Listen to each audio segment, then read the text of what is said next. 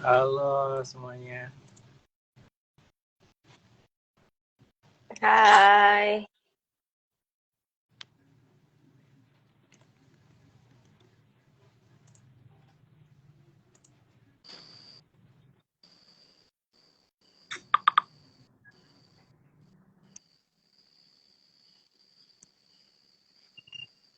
Wih,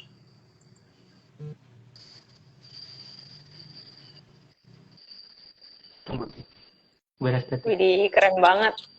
keren banget, keren banget. Ampun. Nah, ini ada siapa aja ya yang udah join? Hai kakak-kakak. Halo Pak Selamat. Halo malam Pak Jem Noodle. Halo Kasin. Halo Kak. Oke. Oke. Halo, selamat malam teman-teman semua. Ya, kita mulai aja kali ya. Ya, halo teman-teman semua. Nice to meet you.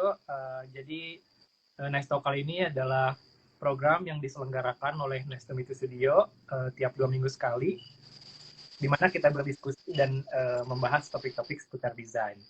Aku Tino, Project Manager dari Nice to Meet You Studio.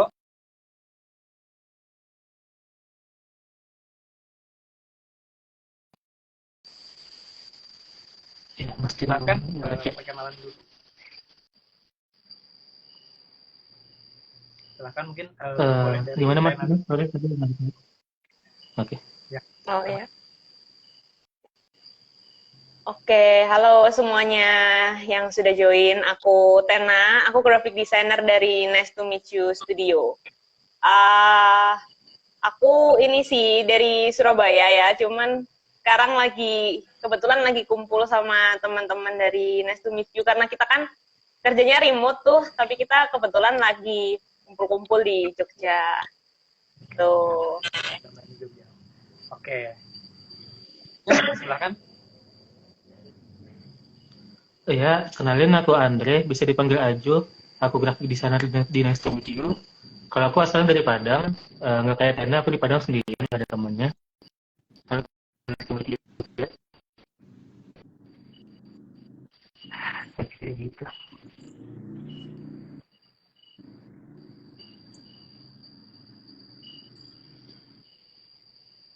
Mas Tino delay. Oke. Halo. Aman nggak ya aku? Aman ya? Oke. Aman, agak delay kayaknya Mas Tino. Iya ya. Kayaknya mungkin karena di Bandung ini lagi hujan ya. Jadi agak terganggu koneksinya. Tapi ya semoga aman. Ini udah aman belum sih? Atau masih delay? Aman sekarang, aman. Oke. Makasih Ajo sama Tena.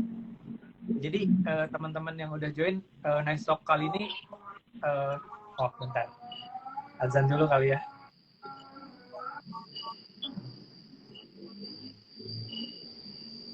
Kita sambil nunggu azan kita sapa-sapa dulu kali ya.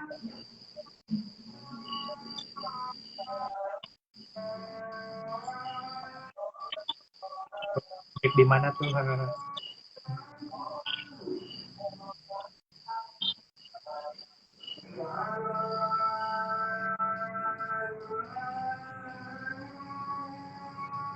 Halo. Oh, udah rame ya.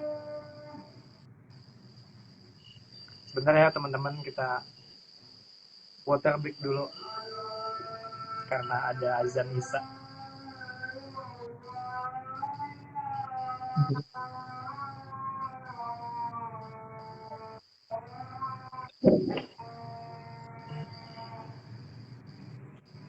Ya. Katanya di itu ada siapa aja berarti di Jogja? Bareng siapa aja kerja? Kita ber-13. Wih. Ada teman-teman dari Bandung, ada teman-teman dari yang Jawa Barat itu dari Bandung, ada dari Jakarta juga. Terus yang dari Jawa Timur tuh ada dari aku sih dari Surabaya, terus ada yang dari Malang juga. Terus dari Jawa Tengahnya sendiri ada teman-teman dari Semarang, dari Jogja sendiri juga ada, terus habis itu banyak sih, bahkan sampai dari luar Jawa juga ada teman-teman dari ya Sumatera kayak gitu, Kalimantan kayak gitu-gitu. Ajo kenapa nggak ikut ke Jogja, Jo? Iya nih si Ajo. Ini ya, teknik pesawat juga lumayan nih. Nggak bisa ribet. Waduh.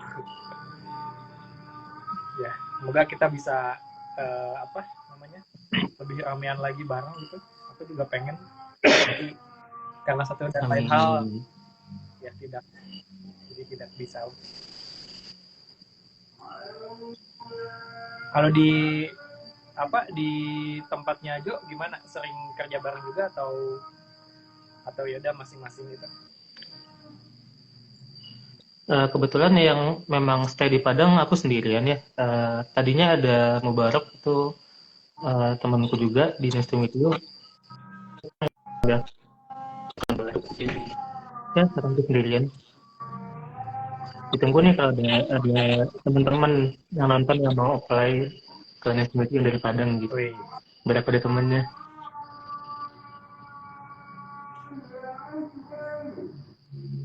Ya beginilah teman-teman, remote work living. Jadi kita bisa kerja di seluruh penjuru. Di mana aja ya.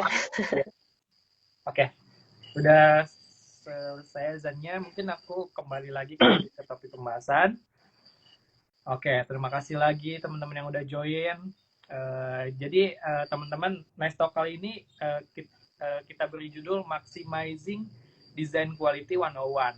Akan coba ngebahas gimana sih proses membuat desain yang optimal gitu. Nah, salah satu proses desain yang melelahkan tuh ya bisa kita tahu kali ya, mungkin revisi-revisi yang berkepanjangan kali ya.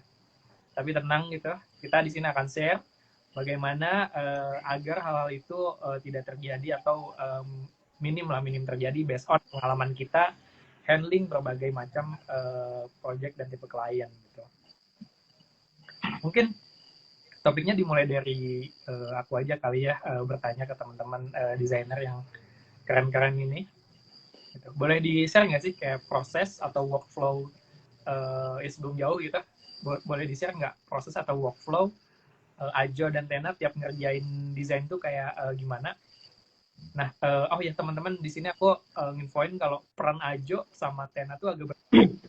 Jadi Ajo sekarang lagi handling internal project, sedangkan Tena itu handling client based project gitu. Oke, mungkin dimulai dulu dari Tena kali ya. Silakan Tena. Oke. Kalau aku karena sehari-harinya juga mengerjakan project-project untuk klien gitu ya. Jadi memang desainer di Nice to Meet You itu kurang lebih satu orangnya pegang sekitar 3 klien gitu. Jadi emang yang pertama kali dilakukan biasanya aku cek-cek dulu tuh hari itu ada task apa aja gitu ya setiap kliennya supaya aku bisa atur load, bisa atur waktu juga gitu, dan bisa mengestimasikan semuanya kayak gitu sih biasanya. Terus habis itu setelah sudah tahu nih kira-kira seharian itu harus mengerjakan apa aja, biasanya mulai baca brief sih, mulai baca briefnya, terus coba untuk mengerti, dan kalau ada yang mungkin kurang jelas, tuh biasanya langsung tanya sih ke PM-nya. Jadi emang komunikasi ini juga salah satu hal yang penting gitu ya, supaya kita juga bisa membuat desain yang lebih maksimal gitu.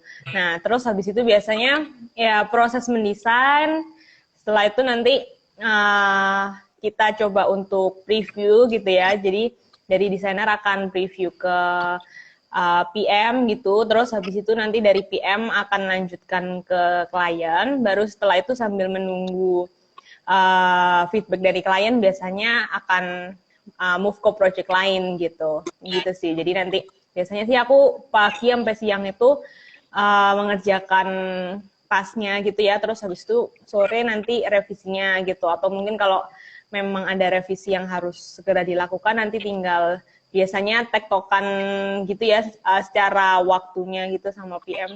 biar semuanya lancar gitu sih kalau aku. Mungkin tas-tas yang datangnya tuh lewat ini kali ya, lewat brief atau gimana ya?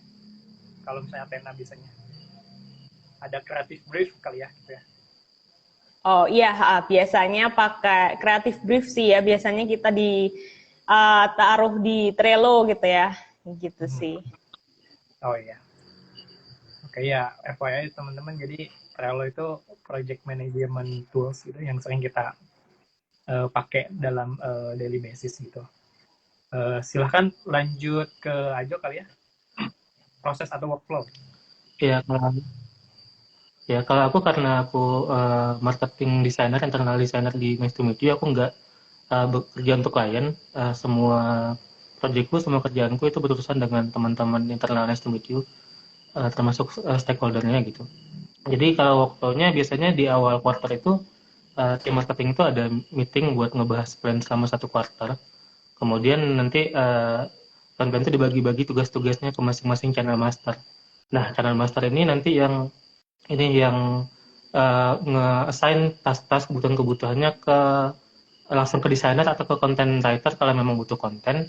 Kemudian nanti setelah itu udah ada kontennya, kemudian creative brief-nya di-assign ke aku sebagai desainer gitu.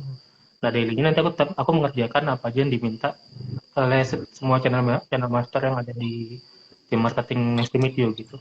Kemudian di tiap harinya ya, mungkin kurang lebih mirip, aku nerima brief, kemudian ngumpulin semua bahan-bahan, terus desain segala macam. Kemudian setelah desain selesai, lempar ke channel marketingnya, kemudian minta feedback ke creative director. Kemudian itu bakal bolak-balik revisi segala macam, sambil juggling juga kadang ke project yang lain. Setelah itu ya sama sih kurang lebih kayak Tena gitu. Paling sesekali mungkin kalau ada project-project yang kolaborasi sama ilustrator atau motion graphic gitu, itu bakal ada meeting-meeting, brainstorming dan segala macam. Oke.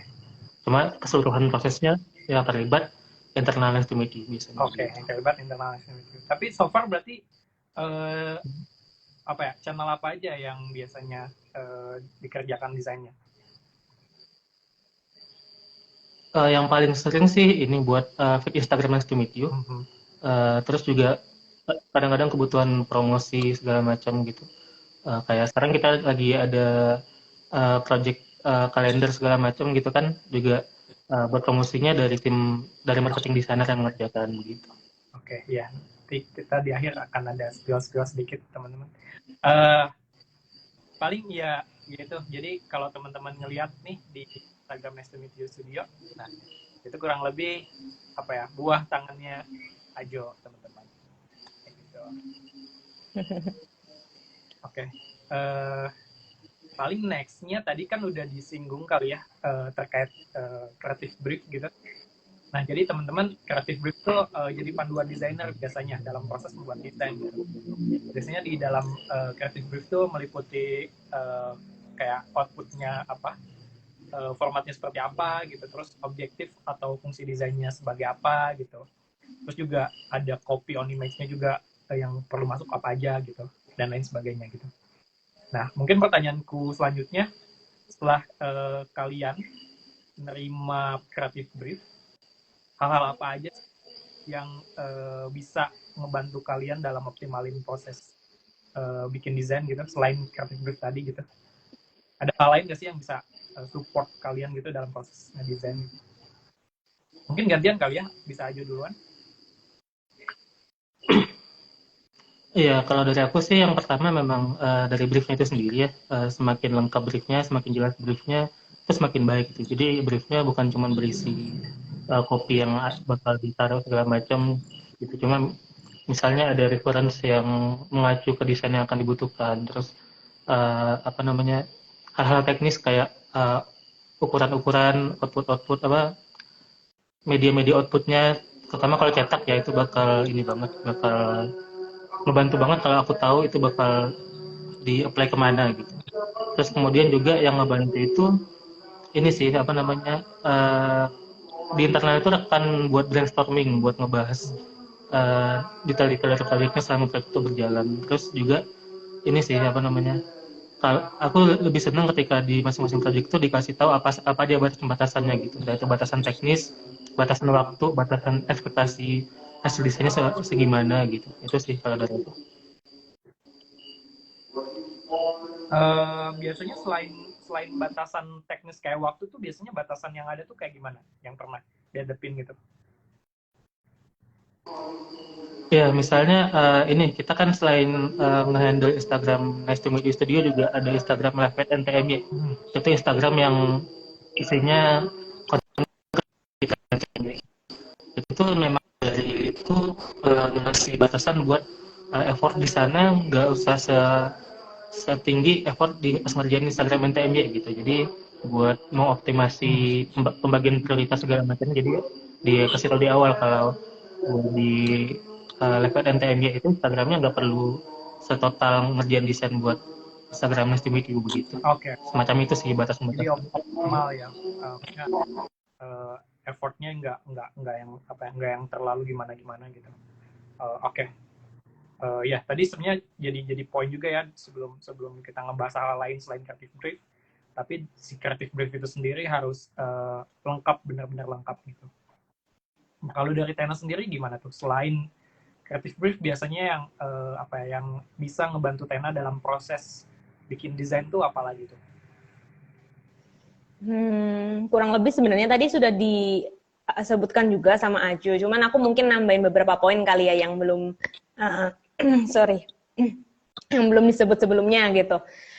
Mungkin kalau dari aku sih lebih ke ini kali ya, kita karena aku sehari-harinya juga kerjanya sama klien gitu, jadi emang salah satu yang cukup membantu sih kita harus mengenal klien dan mengenal brand yang kita pegang itu sih ya. Jadi seperti preferensi dari klien, karena kan beda klien, beda brand juga, terus mereka pasti juga punya preferensi masing-masing gitu, dan juga karakteristik brand masing-masing yang harus kita perhatikan gitu sebagai desainer, apalagi kalau kita itu kerjanya di studio gitu ya, yang gimana satu desainer tuh bisa pegang beberapa brand sekaligus gitu. Pasti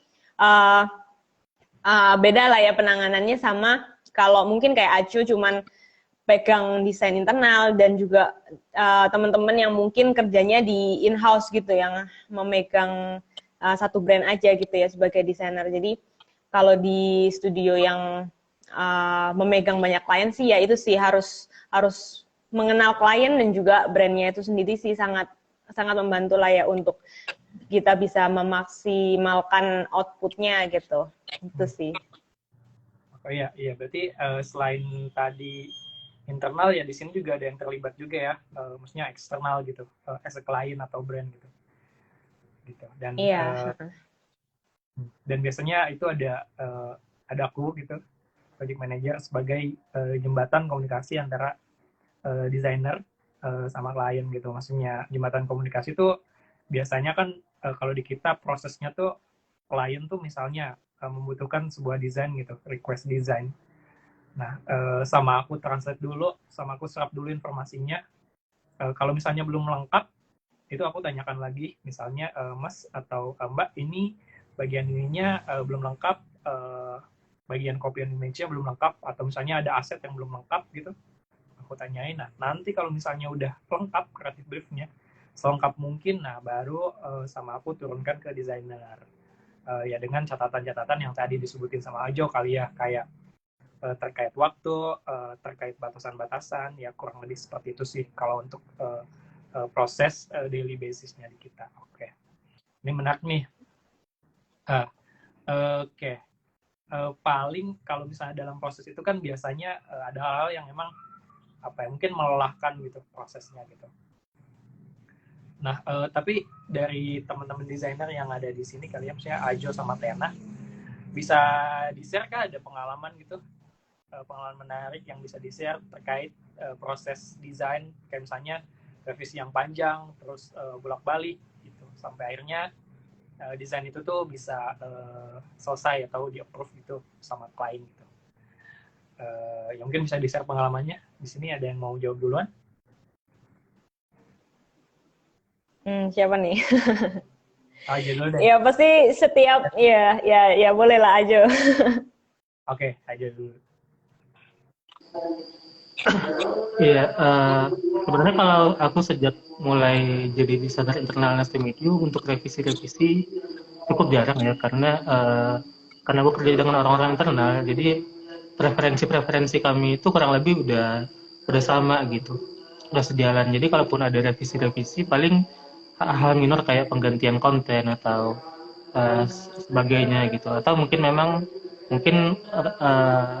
kalaupun ada revisi lebih ke tujuan improving quality-nya sih. Jadi kayak benar-benar ngerasa ini kualitasnya masih bisa ditingkatin, jadi perlu di rework atau segala macam, cuma nggak pernah yang berulang-ulang gimana-gimana sih sejauh ini.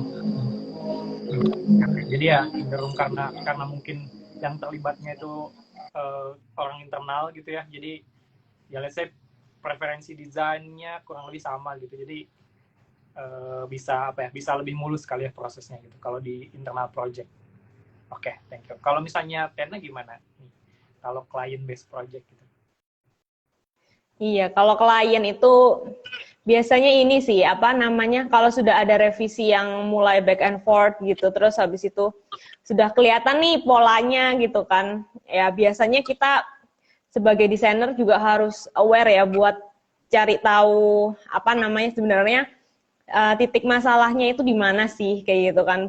Kita lihatlah dari pola-pola yang biasanya tuh paling banyak direvisinya itu di mana gitu, dan itu jadi bahan pembelajaran juga gitu buat kita. Dan sebagai desainer mungkin kita punya apa ya masukan gitu ya buat klien tuh. Yang biasa kita lakukan adalah kalau di Nice to Meet You itu biasanya PM dan juga desainernya itu akan berdiskusi, terus nanti kita punya pemikiran apa gitu ya, itu nanti disampaikan sih ke apa namanya ke klien gitu ya, melalui meeting juga gitu ya. Kita ada proses meeting juga dengan klien supaya ketemu titik tengahnya kayak gitu sih.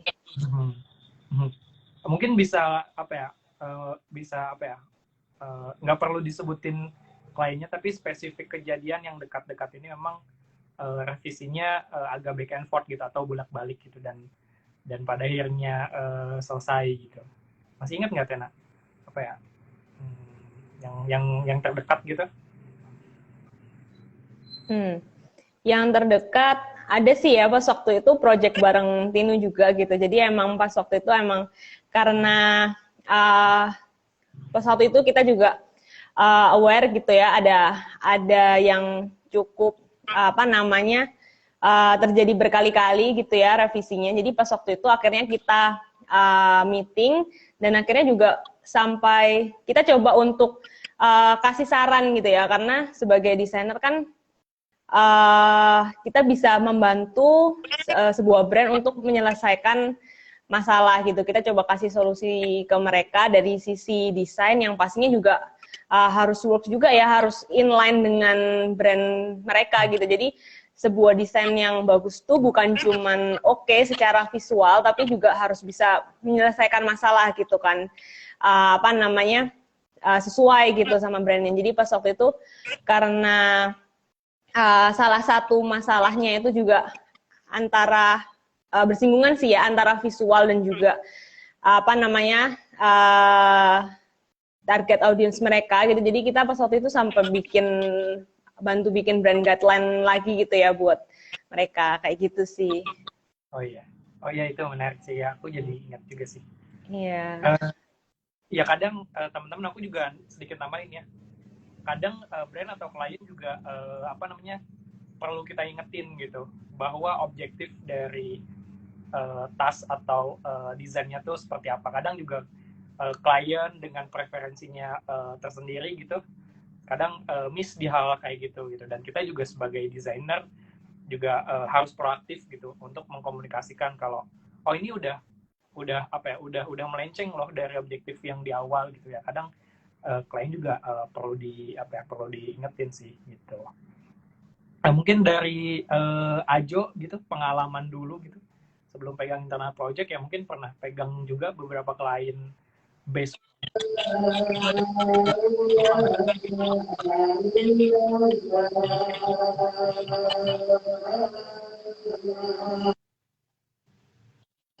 Sebentar ya, di sini lagi azan. Oh, oke. Oke, siap. Udah, sama Tena dulu aja kali ya. Iya sih, menarik Iya, sih boleh. teman-teman. Em, nah, tapi kalau misalnya pada akhirnya nih, ya ini mungkin bisa diceritain dari segi Tena gitu ya, dari desainer. Yang cerita kemarin yang kita bolak-balik tuh, biasanya kalau dari desainer lebih ke ini sih, lebih ke apakah itu diwajarkan gitu atau kayak oh itu tuh isu tuh harus diselesaikan gitu atau ya ya udah deh gitu. Pada akhirnya nurut aja gitu kemauan klien gitu, atau gimana tuh? Sebenarnya, nah ini juga gimana ya? Tetap harus ini sih ya, kayaknya yang utama emang uh, biar bagaimanapun tetap harus mengedukasi klien lah ya kan, karena paling enggak kita coba untuk kasih tahu mereka gitu. Kalau kita kasih tahu dulu nih pertimbangannya kayak gimana sih biasanya ya. Kalau kita mengikuti kemauan klien, nanti hasilnya akan begini. Tapi kita coba untuk ada alternatif lain nih yang kira-kira mungkin bisa coba untuk diterapkan dulu kayak gitu. Biasanya sih kayak gitu sih. Jadi emang tetap yang utama tetap menurutku tetap harus kasih tahu gitu sih ke klien gitu.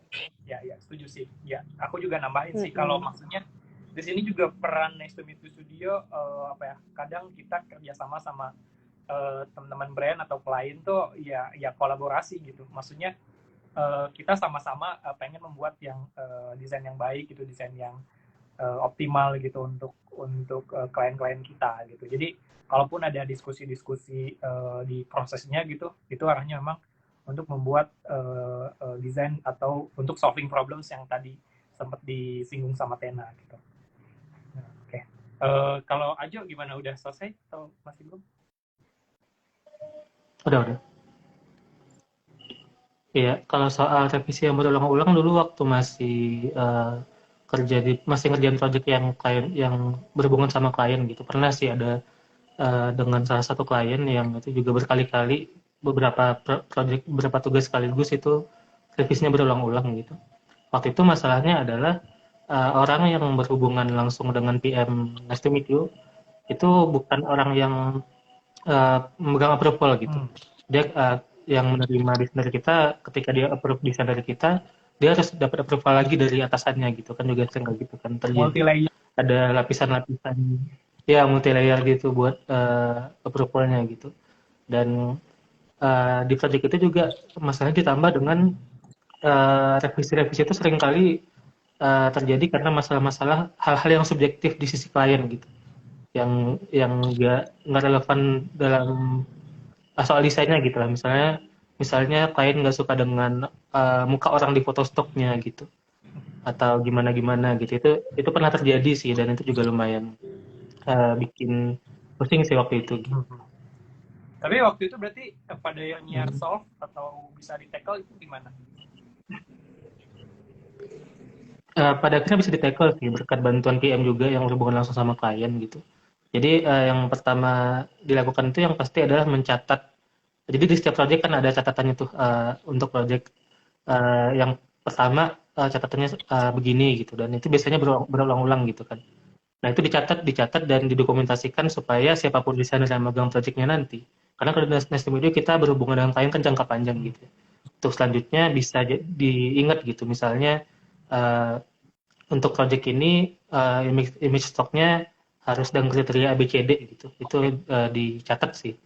Terus yang kedua juga beberapa kali juga diadakan meeting dengan tim internal dari klien, jadi untuk bisa mengakses layar-layar di atas tadi akhirnya diadakan meeting supaya tercapai kesepakatan juga gitu. Terus cara yang berikutnya sih ini, setiap melempar desain itu approval-nya bukan di final design gitu, tapi di prosesnya, misalnya waktu pemilihan stok foto, image stock gitu, dilempar ke kliennya, image stoknya yang ini oke nggak gitu, yang A, B atau C oke nggak gitu kan. Terus selanjutnya juga ini ketika ngelempar desain, kalau memang memungkinkan kita itu mengusahakan lebih dari satu alternatif. Oke. Karena sepengalaman di project yang itu sih khususnya eh, lebih mudah bagi klien untuk bilang dia milih A atau B ketimbang kita lempar satu dan dia bilang ya atau enggak gitu. Oke. Gitu sih. Kalau di project yang Jadi kasih pilihannya A atau B gitu daripada iya atau enggak ya. Benar. Iya benar. Setuju.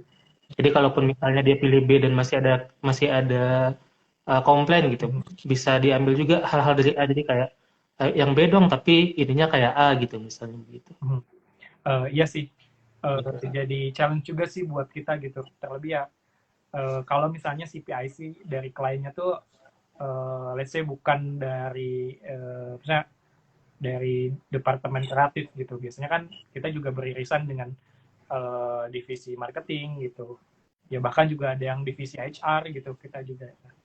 Makanya penyampaian atau mengkomunikasikan tadi proses tadi gitu, terus reason atau alasan dari tiap desain yang dibuat itu jadi penting gitu. Dan di situ ya pada akhirnya akan ada peran desainer yang mengkomunikasikan dan diskusi di internal dan project manager yang nantinya akan menyampaikan itu ke klien gitu. Kayak gitu. Oke. Mungkin ini kali ya. Tadi kan sempat dibahas juga ya tentang proses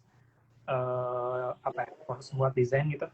Nah, biasanya gitu setahu aku tiap desainer tuh punya punya proses atau workflow yang berbeda kalau mau ngedesain, lebih ke teknikal sih kalau ini gitu. Dari misalnya brief masuk tuh apa tuh kan misalnya buka Photoshop atau Illustrator tuh kan blank canvas gitu. Nah, apa tuh yang dilakuin ya, mungkin bisa di-share kan gitu dari Ajo dulu kali ya kali ini. Dari aku sih kalau ngerjain project itu biasanya bakal lama ketika baru mulai di project tersebut dengan klien tersebut gitu. Itu biasanya butuh waktu lama buat mengenali gaya desain dan segala macamnya gitu. Cuma karena kayak aku bilang tadi di Nest Studio kita kerjasama dengan klien itu kan jangka panjang gitu. Saya dengan menjalani project sama kayak yang tadi kalau dikasihin tadi aku dan teman-teman nyiapin catatan-catatan. Kalau aku pribadi sebagai desainer bisa nyiapin sistem sendiri di akunnya untuk project tertentu gitu. Jadi biasanya aku nggak mulai dari blank canvas, tapi aku punya file template yang di situ udah ada teks dummy dengan font yang bisa dipakai di brand itu gitu, juga ada palette colornya segala macam, kemudian juga ada gridnya yang bisa aku pakai gitu, termasuk soal ukuran font juga termasuk dengan settingan leading, kerning segala macamnya itu udah ada. Aku siapin ketika awal-awal project gitu. Jadi untuk nextnya biasanya bakal makin efisien buat kerjain desainnya dan punya waktu lebih untuk memikirkan hal kreatifnya gitu, punya idenya kalau aku. Terus ya ngedesain biasa, bolak-balik, kadang sambil ngeliat referensi, dan itu aku biasanya kalau ngedesain sebisa mungkin sambil diskusi, sambil komunikasi juga sama PM kalau aku masih bareng PM gitu. Tapi kayak Karena sambil kerja, proses sambil model gitu gitu. nggak sih sebelum memang Gimana? proses discovery sebelum bikin si desainnya gitu? Kayak misalnya kayak cari referensi kayak gitu, kayak baru ngedesain gitu. Nah biasanya kalau misalnya dari persentase waktu nih, misalnya punya 100% nih, biasanya proses discovery itu tuh berapa lama sih? Nah, kalau aku biasanya habis ngebuka file dan udah ada settingannya gitu kan.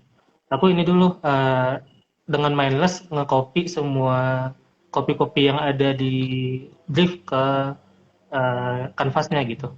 Jadi ke artboardnya. Jadi apa yang udah pasti bakal ada dan yang mungkin kadang juga yang udah aku tahu bakal ditaruh di mana aku taruh langsung gitu. Saya logonya kan biasanya udah ada panduannya tuh. Logo di sini, teks di sini segala macam. Jadi itu masih mindless. Kemudian biasanya itu butuh waktu tergantung desainnya sih. Cuma biasanya butuh waktu sekitaran 15 sampai 20 menit gitu kan. Terus habis itu aku ngambil waktu 20 menit atau 15 menit biasanya buat nyari image stock dan referensi sekaligus sambil-sambilan gitu. Baru kemudian setelah terkumpul, sisa waktunya dipakai buat ngedesain. Gitu. Oke. Iya. Ya, jadi itu jadi proses yang penting juga ya, sebelum memang kita benar-benar turun ngedesain tuh ada dulu proses discovery gitu, ada dulu proses apa ya, penyelarasan si apa namanya objektif gitu. Pada akhirnya ya turun ke teknis gitu. Kalau dari Tena sendiri gimana? Ada hal yang berbeda dari Ajo? Sebenarnya kurang lebih sama sih prosesnya. Cuman mungkin menambahkan kali ya yang dari segi discovery tadi. Biasanya kita kan kadang juga dapat ini ya apa namanya visual notes gitu ya. Kadang itu kalau kita kerja sama klien kita dapat visual notes-nya dari klien, terus habis itu ada juga yang mungkin apa namanya visual notes-nya itu kita dapatkan dari teman-teman writer gitu ya, copy dari teman-teman konten dari Nice to Meet You kayak gitu kan. Jadi nah itu biasanya sih kita di proses discovery itu kalau ada visual notes seperti itu biasanya kita olah lagi sih, kita akan olah lagi terus habis itu diskusiin juga sama teman-teman writer dan juga PM sih biasanya. Kayak gitu. Oke, menarik ya. Sip. Oke, thank you. Mungkin biar nggak kita bertiga aja kali ya yang ngobrol. Mungkin aku sekarang buka sesi Q&A aja kali ya. Nah, tadi kan udah di-share gitu, kayak introduction-nya gitu. Akan lebih seru kayaknya kalau kita langsung tektokan sama teman-teman yang ada di sini, yang join gitu. Ini udah ada yang ini sih. Jadi teman-teman bisa nanya hal-hal apa aja gitu terkait desain ataupun terkait Nice to Meet You gitu. Silahkan. Oke, mungkin ini ada pertanyaan pertama. Cara paling efektif untuk menambah taste dan kemampuan desain kita. Oke, ini tentang taste dan kemampuan desain. Mungkin kalau menambah taste kurang tepat kali. Meningkatkan taste kali. Meningkatkan taste dan kemampuan desain kita. Oke, silakan dari siapa dulu yang mau jawab? Aku boleh deh. Silakan. Ya kalau untuk meningkatkan taste dan juga kemampuan desain, sebenarnya tidak bisa dipungkiri salah satu caranya adalah dengan jam terbang ya. Jadi emang harus banyak latihan, banyak apa namanya cari-cari referensi juga gitu dan biasanya sih akhir-akhir ini ya yang aku lakukan kalau misalkan lagi cari-cari referensi itu lebih ini sih memperbanyak sumbernya terus biasanya kan kalau desainer mungkin larinya ke apa namanya ke Pinterest terus habis itu ke Behance gitu ya dimana kita itu kan disajikan dengan apa namanya visual yang oke gitu. Nah, cuman ini juga yang baru aku dapetin akhir-akhir ini sih tips dari apa namanya teman-teman juga nih yang di Nice to Meet You gitu ya. Jadi ketika kita cari referensi itu coba untuk nggak cuman lihat dari sisi visualnya aja, tapi coba lihat story behind apa namanya dibentuknya visual itu gitu. Jadi misalkan dari Behance itu kan biasanya ada keterangan-keterangannya gitu kan. Nah, itu coba untuk dibaca. Jadi kita tuh ngerti kenapa sih kok akhirnya itu ada visual yang seperti ini gitu. Terus habis itu apa namanya? Bisa juga dari sumber-sumber lain kayak di LinkedIn itu juga banyak tuh orang yang nge-share desain-desain yang bagus terus mereka juga ceritain story-nya kayak gitu sih biasanya yang apa namanya membuat kita jadi oh ternyata kayak gini gitu cerita di baliknya kayak gitu sih. Jadi kita juga bisa ngerti gitu kenapa kok akhirnya dibuat desain yang sedemikian rupa gitu. Gitu sih ya biasanya. Kalau mungkin aja ada tambahan. Ya, dari aja silahkan. Iya, kalau dari aku sih bicara tes dan kemampuan desain mungkin mirip dengan kalau kita bicara kreativitas gitu. Kreativitas itu kan connecting the dots gitu. Sama kalau kita ngedesain itu kita sebenarnya connecting dari pengetahuan kita, dari brief yang ada, dari pengalaman kita, dari apa yang pernah kita lihat dan referensi segala macam itu kita connecting. Cara buat ningkatin diri kita dan kemampuan kita sebagai desainer ya collecting dots-nya tadi supaya kita punya banyak poin-poin di kepala kita gitu. Dan kalau bisa jangan cuma di kepala gitu karena otak manusia terbatas gitu kan. Kalau aku pribadi punya namanya visual library sih. Jadi aku nyimpen desain-desain yang aku suka, dan kemudian sama kayak Tana bilang tadi, disimak ceritanya, alasannya, konteksnya dan segala macam, dan juga untuk desain-desain yang aku suka secara visual, aku analisa kenapa dia bagus gitu, kenapa kelihatan enak gitu. Apakah karena warnanya gitu. Terus kadang-kadang juga aku coba replicate gitu. Ternyata kalau pakai warna ini dan ini dan ini ternyata enak ya gitu. Itu bisa menambah uh, pustaka di kepala kita gitu, soal desain, soal kreativitas, dan juga collecting the dots juga nggak cuma harus dari hal-hal yang berhubungan dengan desain sebenarnya. Karena kayak aku bilang tadi, ketika kita ngedesain, pengetahuan kita soal apapun itu ikut mempengaruhi mindset kita dan proses desain kita gitu. Jadi juga cari banyak informasi, banyak pengetahuan di luar soal desain juga. Karena pada akhirnya kita pun kerjasamanya dengan klien-klien yang kebanyakan bukan dari bidang desain juga gitu kan. Iya.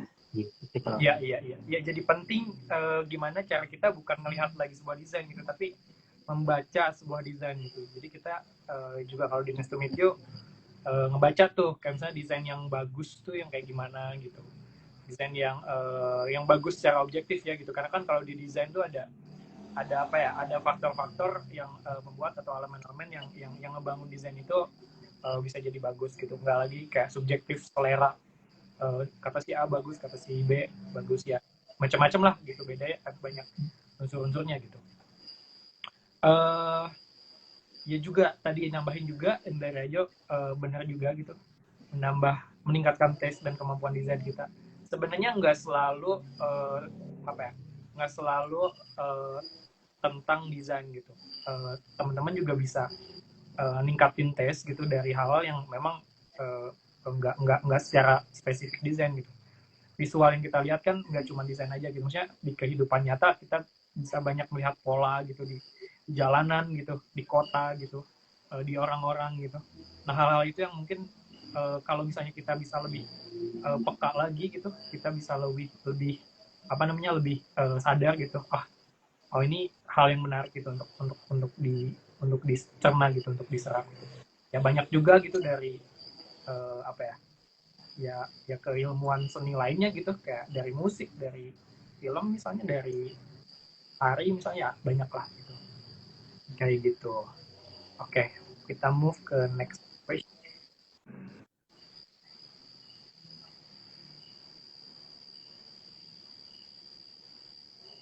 Oke, ini pertanyaan dari Sedana Studio.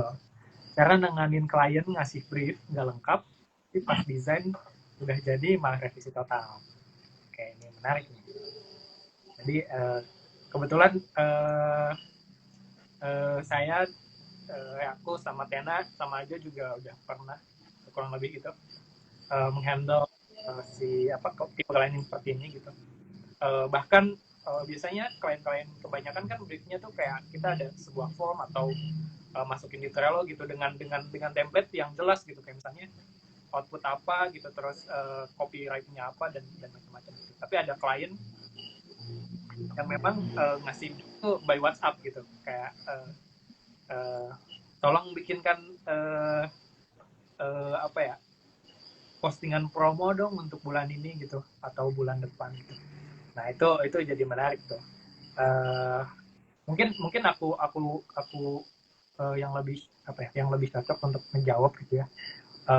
Cara nanganin klien ngasih brief nggak lengkap tuh biasanya kalau di awal-awal memang akan bingung gitu dari kitanya juga. Tapi seiring berjalannya waktu gitu, kita tahu preferensi desain klien itu seperti apa gitu. Kita tahu gitu maksudnya dia ketika melontarkan kata misalnya A itu apa gitu.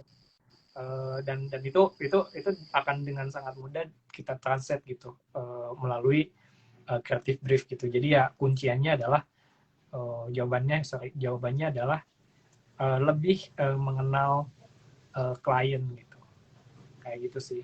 Ya bisa macam-macam gitu caranya gitu, bisa kita sering ngadain meeting gitu atau weekly catch up gitu, siap mingguan kita bahas desain yang udah kita buat gitu dan sebagainya, kayak gitu ya. Intinya communication is key gitu. Dari teman-teman ada yang mau ngebantu jawab nggak buat pertanyaan ini? Ya, mungkin kalau dari segi designers, mungkin kalau misalkan nih dari PM juga pasti kan ada ngelengkapin briefnya gitu ya. Nah, sebagai desainer kalau misalkan kita punya pertanyaan atau ada sesuatu yang sekiranya kira-kira kalau aku bisa dapat informasi ini, itu akan membantu aku buat bisa bikin desain yang lebih tepat nih. Nah, itu jangan dipendam-pendam gitu, mending ditanyain aja daripada kita udah bikin desain ternyata salah gitu. Ya kan, jadi ya kalau misalkan kira-kira ada unek-unek atau pertanyaan, langsung aja tanyain gitu. Dan PM juga pasti akan terbuka untuk bantu tanya lagi ke klien gitu. Ya sih, jadi penting juga sih dari desainernya juga proaktif gitu, kayak ini kayaknya lebih baik diginiin deh, ini gimana nih, aku punya ide untuk diginiin gitu, kayak gitu. Oke, thank you Tena. Kita ke next question. Wah, banyak nih.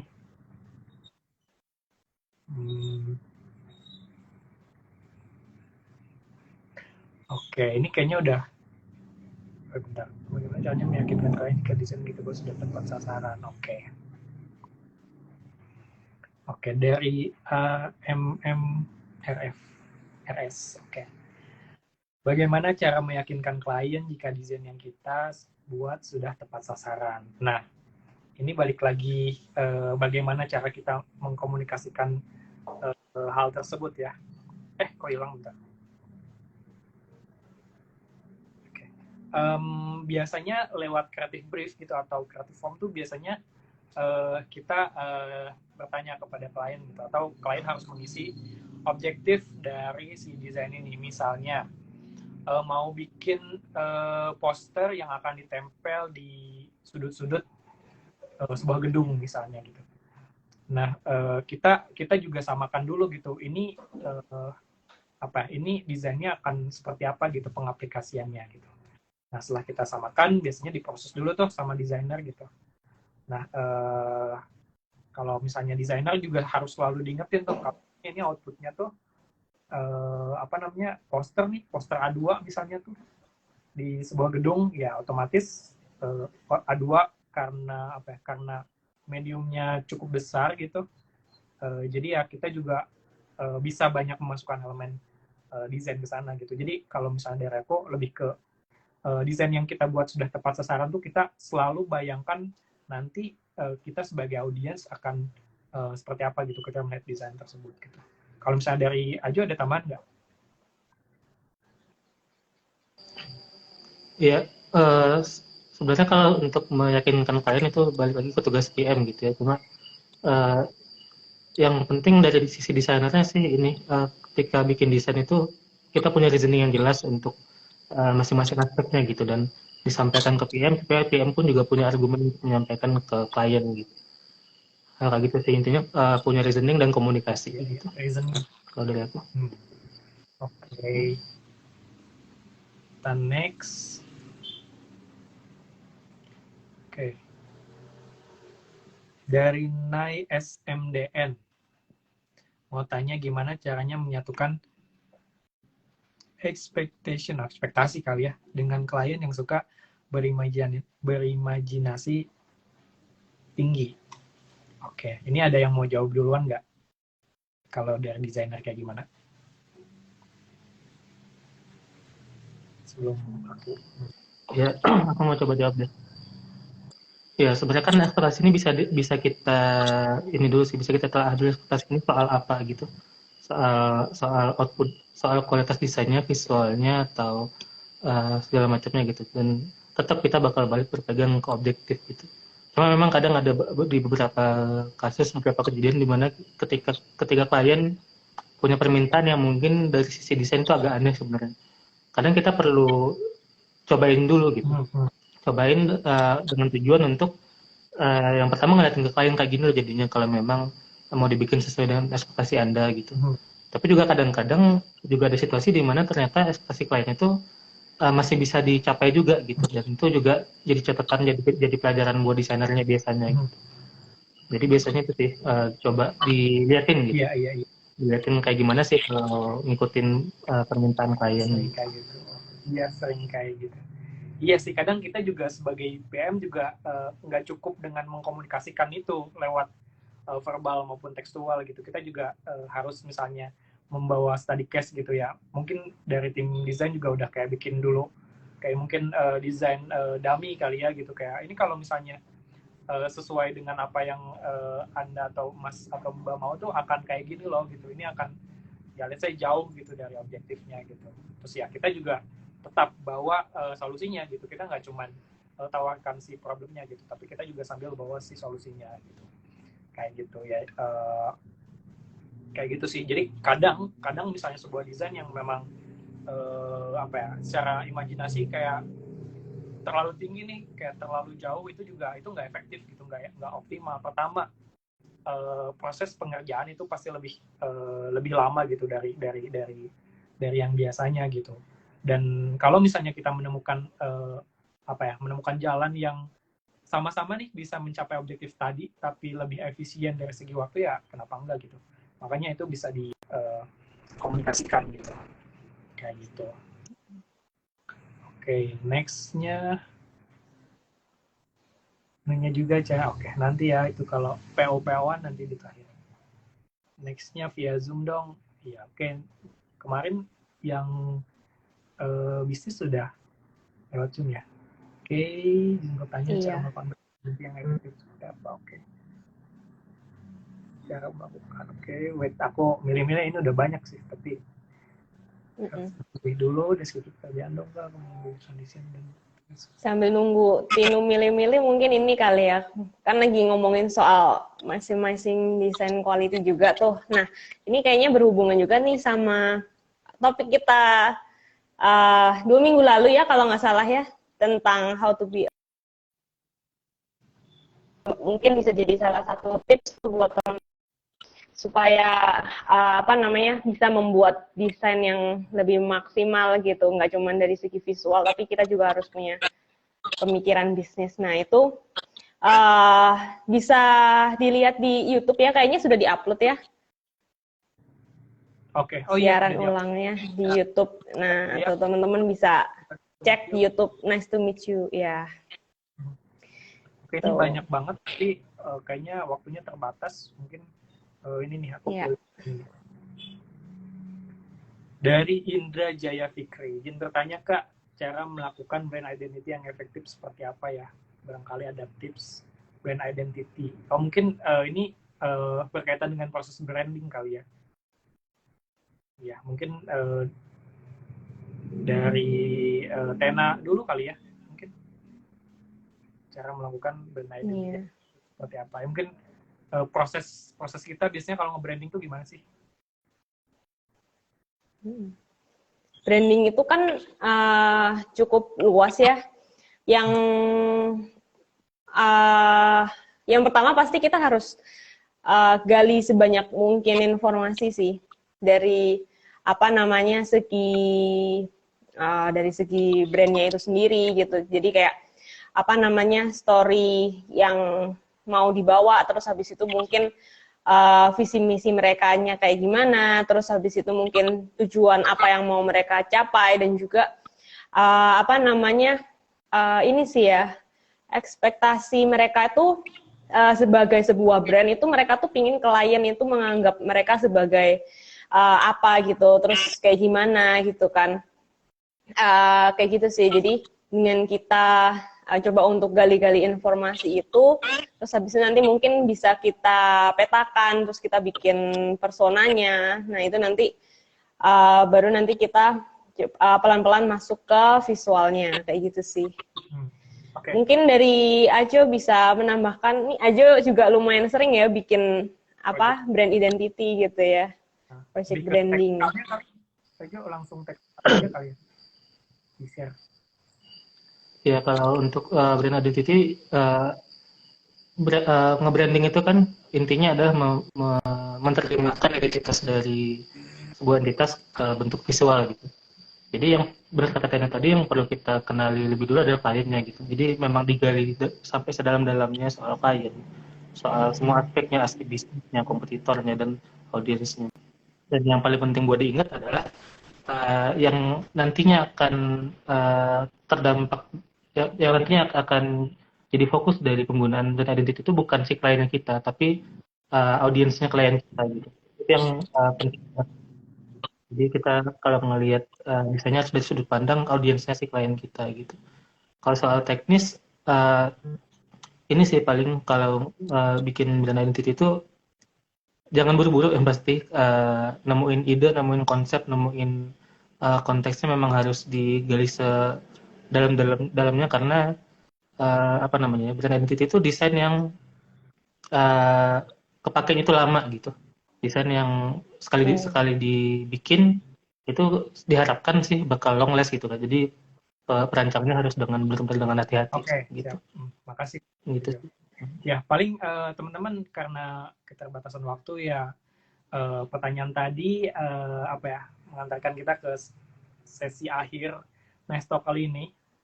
Tapi sebelum sesi ini ditutup, ada sedikit promo dulu gitu ya, sedikit commercial break gitu dari kita, di Nice to Meet You. Silahkan mungkin dari Tena ini yang akan apa ya, promosi. Iya, jadi buat teman-teman yang mungkin sudah follow Nice to Meet You Studio gitu ya, Instagramnya, mungkin udah beberapa kali lihat gitu bahwa kita merilis merch gitu ya, ada beberapa merch gitu, salah satunya adalah kalender 2023. Jadi mungkin buat teman-teman yang sudah mulai cari-cari buka-buka e-commerce mungkin ya, dan cari-cari kalender 2023, bisa tuh ditengok di Tokopedia-nya Nice to Meet You Studio. Mungkin bisa dicek juga di feeds, itu ada linknya juga di sana gitu ya. Teman-teman bisa mendapatkan kalender dengan full ilustrasi, full color, terus ada ceritanya juga di sana, dan video eksklusif buat teman-teman bisa nonton nanti, khusus buat teman-teman yang punya kalender 2023 dari Nice to Meet You. Gitu sih. Oke, thank you Tena. Oke, iya teman-teman di sini pokoknya keren banget itu kalendernya gitu. Bisa dicek di Instagram Nice to Meet You gitu untuk detailsnya, dan juga bisa dicek juga di link yang tertera di bio kita gitu untuk cara pembelian produknya gitu. Kayak gitu ya. Ya, oke teman-teman, makasih banget yang udah join live, yang udah join Nice Talk 3 ini, Maximizing Design Quality 101 gitu. Kalau misalnya dari teman-teman masih ada pertanyaan, itu bisa DM kita di Nice to Meet You Studio, atau bisa langsung DM juga teman-teman di sini. Itu ada desainer Ajo, mungkin bisa di-share Instagram akunnya di mana? Ya, Instagramku Sigmajas, SIKMAJAS @sigmajas. @sigmajas. Dan juga Tena mungkin Instagram akunnya? Aku bisa di Andrea Athena BT, ANDREATHENA BT. Bisa di akun yang sama yang aku pakai sekarang. Ya, mungkin tadi pertanyaan-pertanyaan yang belum kejawab bisa langsung ditanyakan langsung aja kali ya ke teman-teman terkait gitu. Udah teman-teman, terima kasih dan sampai jumpa di Nice Talk selanjutnya. See you. See you.